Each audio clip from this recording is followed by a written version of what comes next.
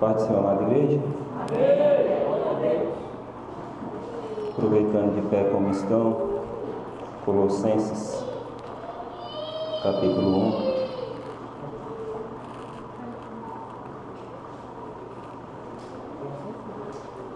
Colossenses, capítulo de número 1. Acredito que não vai tomar muito tempo, mas aquilo que o Senhor propôs em nosso coração será falado. Colossenses capítulo 1, apenas 2 versos na palavra de Deus, o verso 24 e o verso 25. Colossenses 1, verso 24 e verso 25.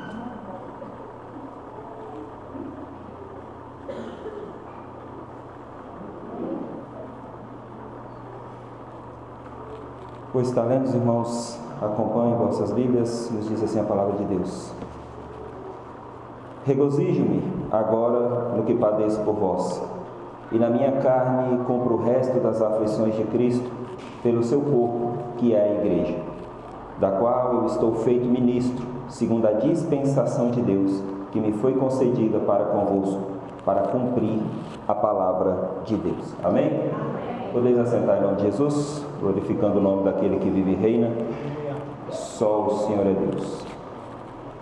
Glórias a Deus. Culto de missões.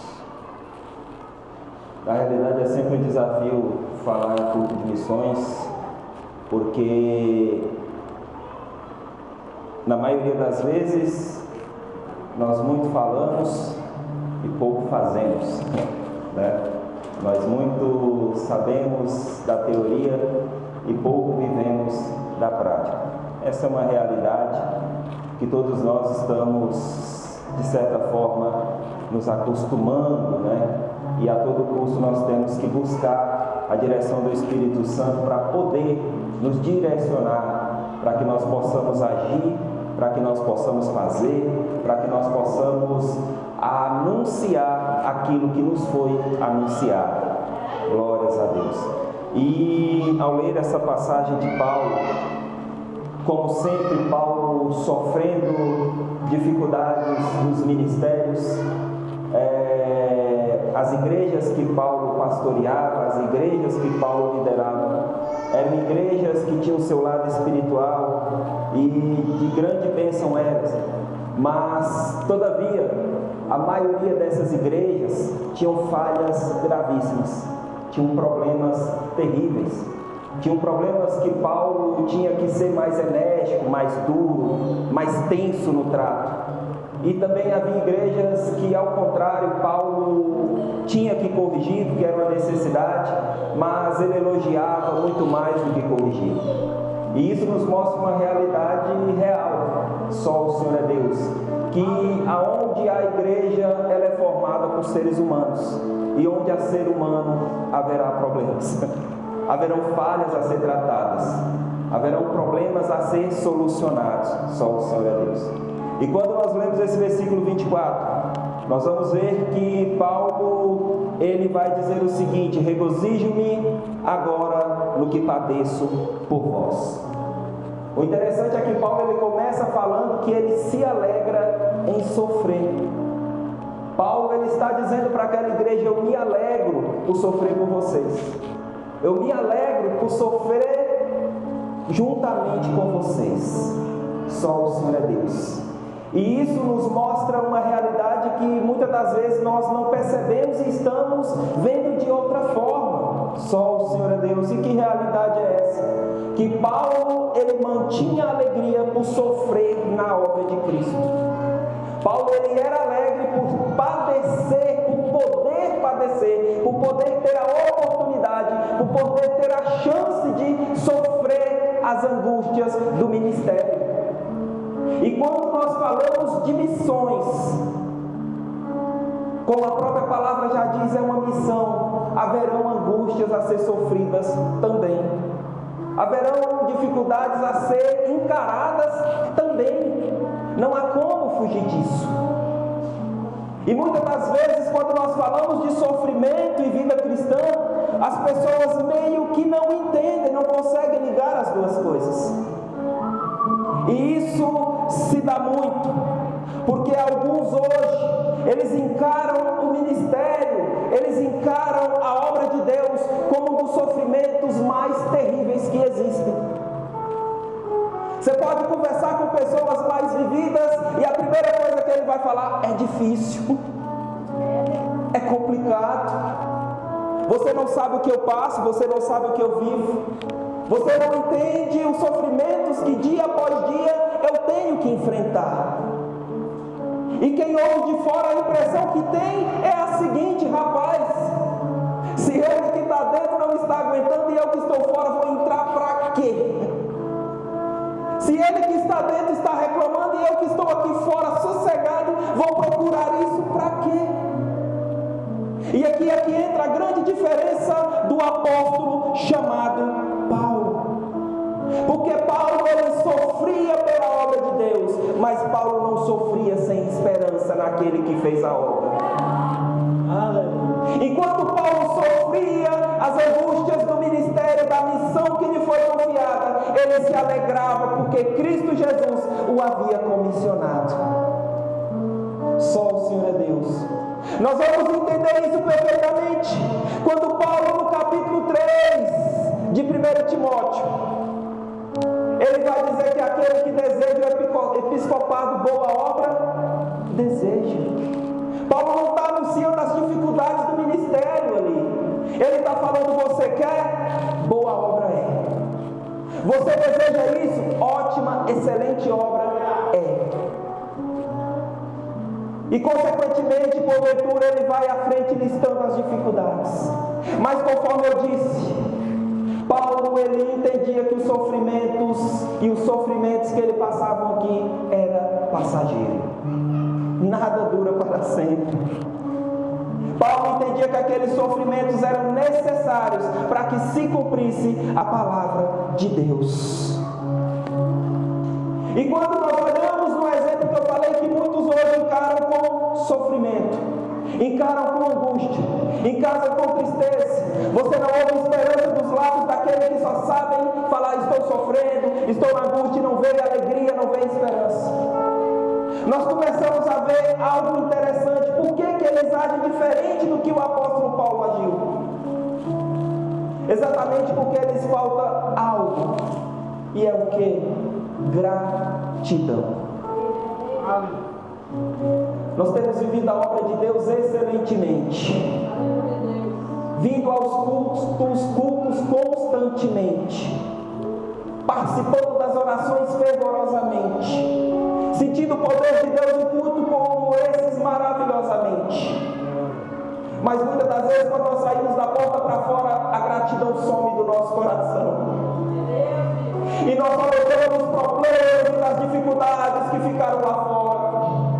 Nós só lembramos dos problemas e das dificuldades que nos esperam no trabalho, que nos esperam até mesmo dentro da nossa casa, dos nossos lares, que nos esperam, quem sabe, na escola. E esquecemos de manter o coração grato a tudo que Deus tem feito. Hoje de manhã nós falamos na escola dominical sobre murmuração e o perigo que ela traz na vida cristã.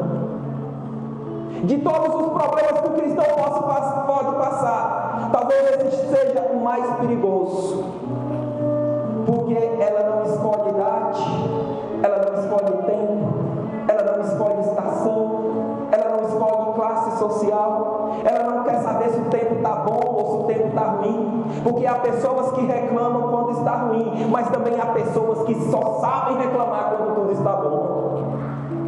É impressionante. Esse é o mal do ser humano. Lhe falta gratidão.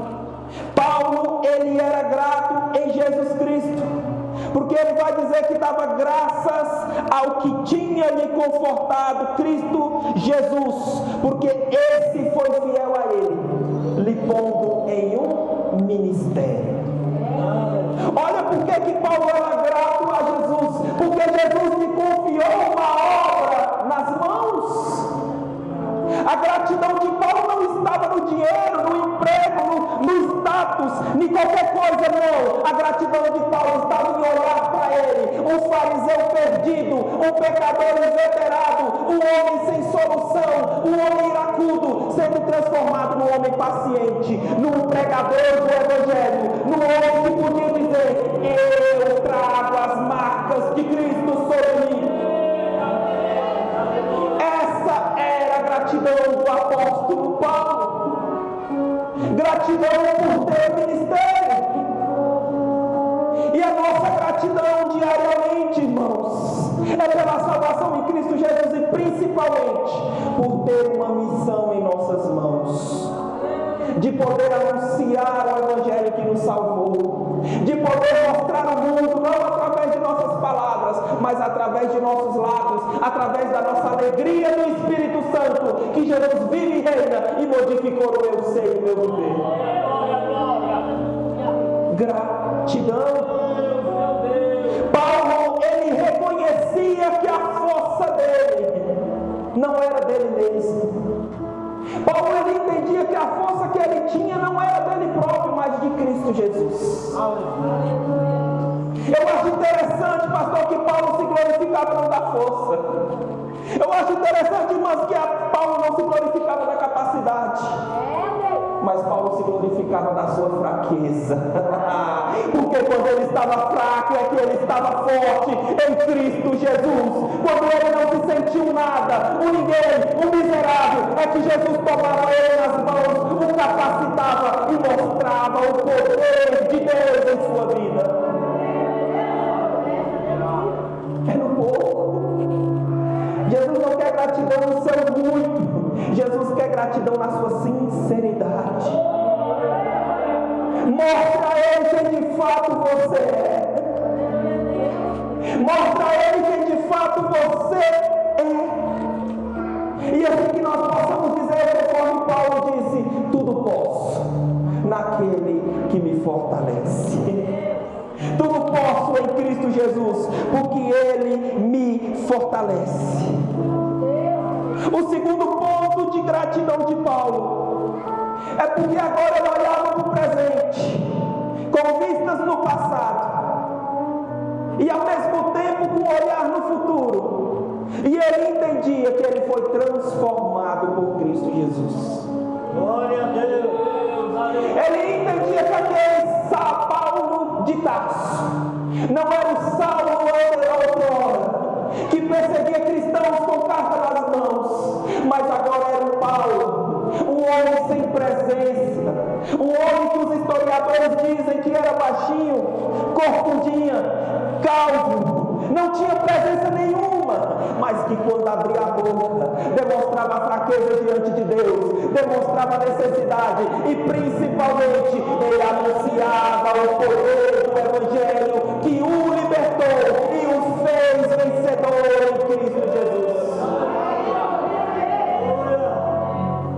Não era na aparência,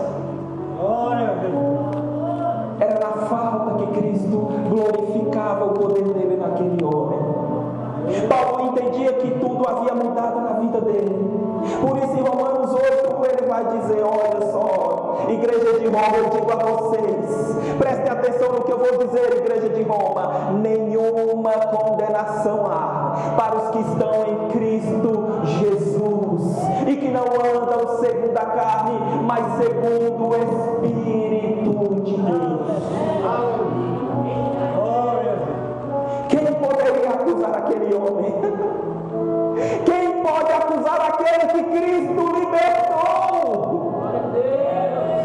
Quem pode apontar aquele que Cristo tirou a condenação? Quem pode falar que está devendo para aquele que Cristo pagou a dívida? Ninguém podia acusar Paulo do seu passado, porque Paulo dizia: olha, nenhuma condenação há para mim, porque eu continuo, eu permaneço, eu fico na presença de Cristo Jesus.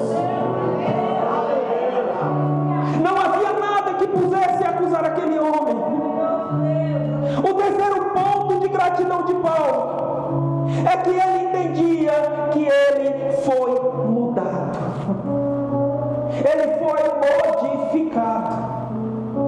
seu viver ele foi alterado, a sua visão ela foi modificada, a sua mente foi transformada, ocorreu uma metanoia, uma mudança de mente, uma mudança de pensamento.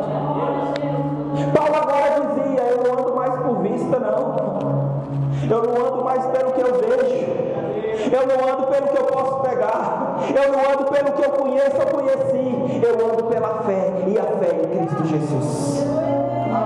Esse é o Paulo grato. Ele via e ele enxergava uma nova vida em Cristo Jesus.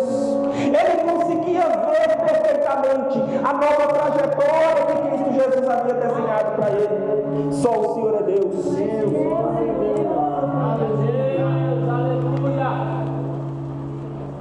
Aleluias, aleluias, aleluias. Então ele era um homem grato.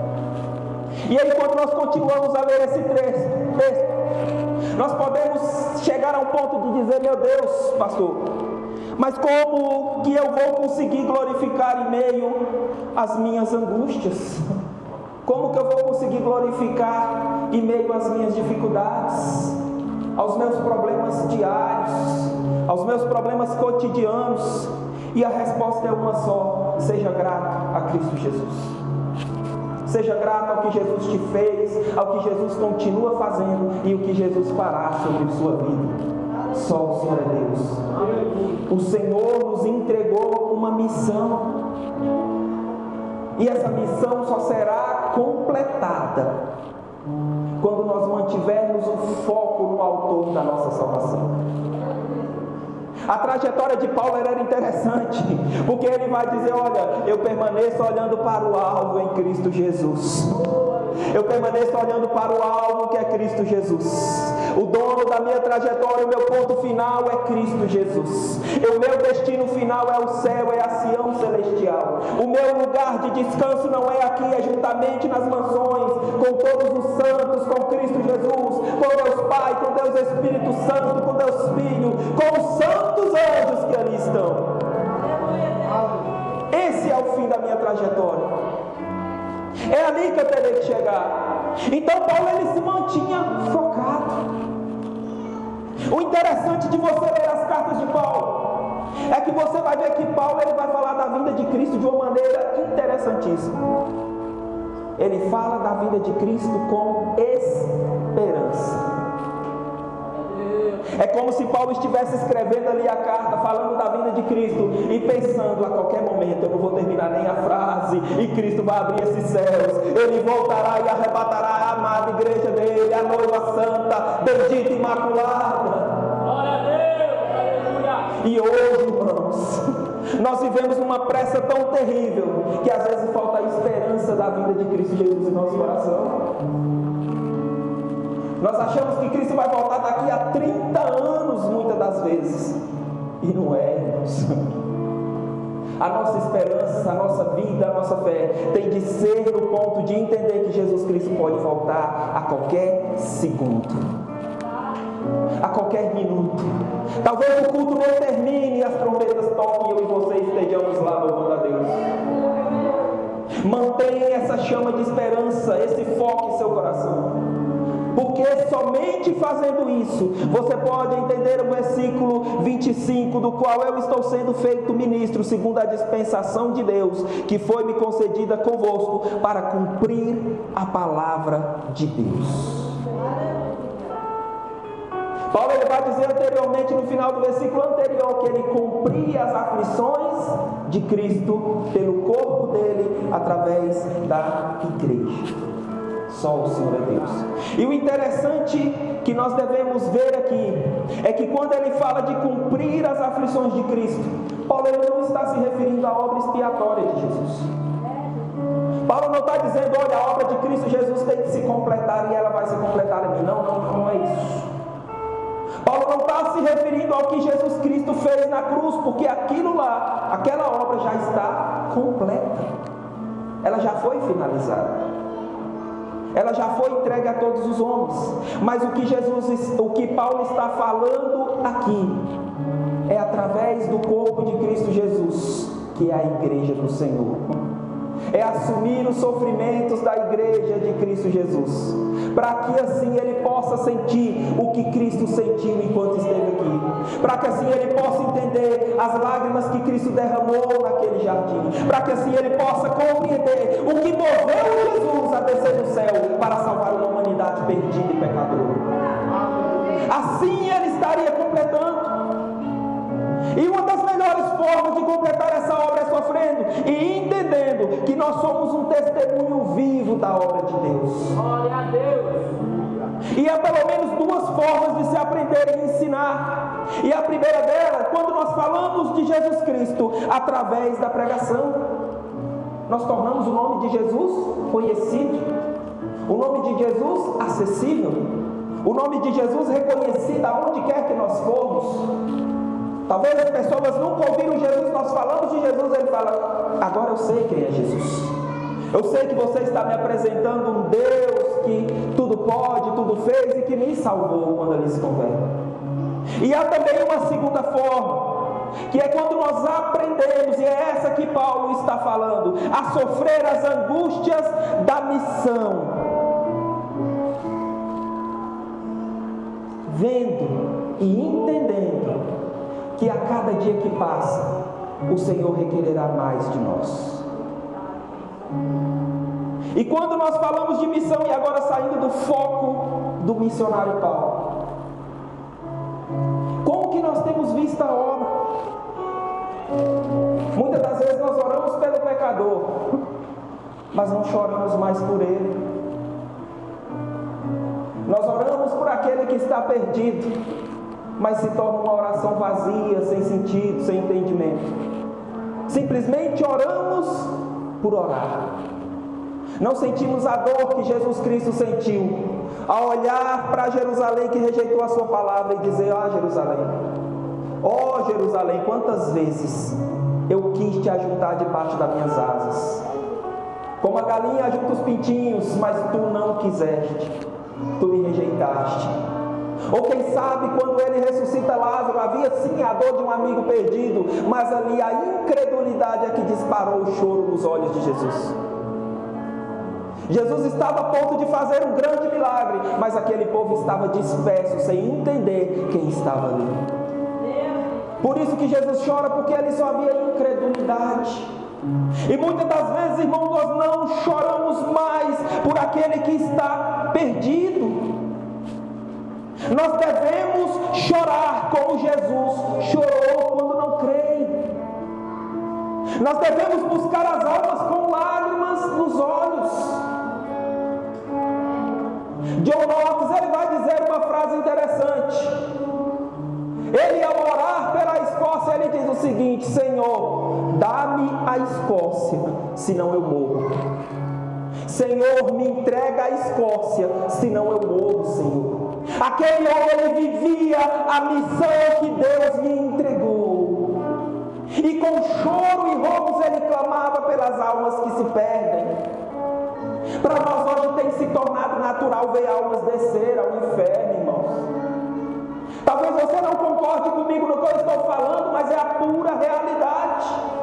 Preste atenção. Antigamente, quando morria uma pessoa na rua, as pessoas nem lá passavam. Nem lá passavam, evitavam. Hoje em dia, quando alguém morre, a gente está lá filmando, está repassando o vídeo de quem se suicidou, né? Esse dia eu tive que repreender um crente que ele queria me mandar um vídeo de alguém que tinha se matado. Eu falei: faz isso não, faz isso não. É uma alma que se perdeu, é uma alma que se foi, é uma alma que provavelmente alguém entregou Cristo para ela e quem sabe ela rejeitou. Só Deus sabe onde ela se encontra neste momento e nessa hora. E talvez o grande responsável seja eu e você que não ter anunciado o Evangelho, de não ter falado com todas as forças e com lágrimas nos olhos: olha, muda o seu caminho, a sua trajetória, porque Jesus tem um plano de vida na sua vida. Simplesmente falamos e não oramos, não choramos, não nos derramamos. Achamos que somente falar é suficiente. Mas é preciso orar por essas almas e sentir a dor que Cristo sente dia após dia, ao ver almas descer ao inferno, enquanto eu e você não falamos absolutamente nada. Essa é a triste realidade que nós vivemos hoje. Estamos acostumados a ser frios. Falamos hoje da morte com uma naturalidade incrível, de tragédias com uma naturalidade absurda, mas não falamos com essa mesma naturalidade do amor de Jesus Cristo, da cruz do Calvário, do sofrimento do nosso Senhor, da obra redentora de salvação que Ele fez, do perdão que Ele entregou na cruz do Calvário, da obra expiatória que Ele consumou ao dizer: está consumado, está tudo feito, está finalizado, tetelestai. Muitas das vezes nos falta isso para entender o que realmente é a missão que Cristo colocou em nossas mãos. Cristo ainda sofre, igreja. Sofre. Atos capítulo 9, verso 1. Jesus Cristo se apresenta a Paulo. E a frase que ele fala: Paulo, por que você persegue a minha igreja, Paulo? Por que você continua perseguindo a minha igreja, Paulo? Por aí a gente já entende que Jesus Cristo ainda sofre. Agora imagina pelas almas que estão lá fora, o tanto que o Espírito não tem gritado e clamado por salvação a elas. E muitas das vezes nós temos nos tornado surdos a ouvir e relapsos a ir. Precisamos de lágrimas nos olhos, irmãos. Precisamos sentir a dor da salvação. Precisamos chorar pelas almas que se perdem dia após dia. Se nossos olhos espirituais fossem abertos, irmãos, talvez a gente entraria em depressão imediatamente pelo baque imenso que haveria, se fosse aberto de uma vez. Porque a dor seria tremenda de entender que muitos estão descendo e poucos estão fazendo para impedir que desçam. Só o Senhor é Deus. Assim era Paulo. Ele chorava pelas almas que se perdiam. John Knox, ele chegou a ser tão importante. Olha o que é um homem de oração. Ele fala: dá-me a Inglaterra, senão morro. E a Rainha Maria, rainha da Escócia, vai dizer: não temo tanto um exército armado contra mim, igual eu temo John Knox de joelhos. Eu temo mais um homem só de joelhos do que todo o exército contra mim. Irmãos, glórias a Deus, aleluias. Nós temos que botar mais o joelho no chão e entender que a única forma de vencer o inimigo que tem ceifado almas é chorar pelas almas que necessitam do amor de Deus, é sentir a necessidade do Evangelho, é sentir a dor de pregar e anunciar que Cristo salva, liberta, transforma, batiza e leva para o céu. Precisamos voltar a esse ponto inicial, ter abnegação, sofrer em oração. Porque Paulo era assim: enquanto as suas mãos escreviam exortações, os seus joelhos continuavam no pó, orando e clamando pela salvação de Deus sobre a igreja. Glória a Deus. Então entenda hoje, nesse culto de missão, nós temos um objetivo. E o nosso objetivo é fazer cumprir a palavra de Deus. Jesus te chamou, Jesus te entregou a salvação, Jesus te entregou também com a salvação um ministério de reconciliação. E com todo o ministério vem suas obrigações. E com todas as obrigações, os deveres são notórios nos sentidos individuais. Como assim?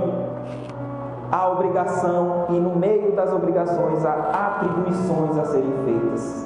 O que isso quer dizer, irmão Carlos? Quer dizer que há almas que esperam que você fale.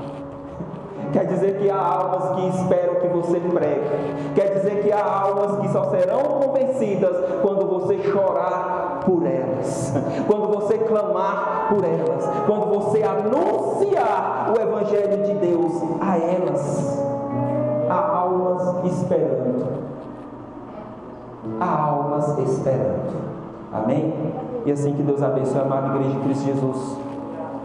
Que Deus continue trabalhando em nossas vidas, só o Senhor é Deus. Que Deus continue revelando a sua boa, perfeita e agradável vontade sobre nós. E que nós venhamos buscar esse Espírito Santo e clamar dia após dia pelas almas que estão se perdendo. Não vamos na cultura do mundo, da frieza, não, irmãos. Às vezes os crentes me falam, o amor de muitos esfriará naquele grande dia, mas é o amor de muitos, não da igreja. O amor da igreja não é para esfriar, não. É o amor do mundo. Pessoas frias e frívolas, sem amor e compaixão pelo próximo. Mas a igreja tem que continuar amando como Cristo amou. A igreja tem que continuar perdoando como Cristo perdoou. A igreja tem que continuar se entregando como Cristo se entregou. Essa é a nossa missão. E toda missão tem alguém que cobrará no fim dela. E Jesus vai nos cobrar. De cada um de nós vai requerer que nós não possamos dizer igual o hino da harpa: posso, tendo as mãos vazias, com Jesus me encontrar. Que nós possamos dizer o contrário: posso, tendo as mãos cheias, as mãos lotadas, encontrando com Jesus e louvando juntamente com todas as almas que eu conquistei para o reino dos céus. Amém? Que Deus abençoe a amada igreja de Cristo Jesus. Agradeço a rica oportunidade. Em nome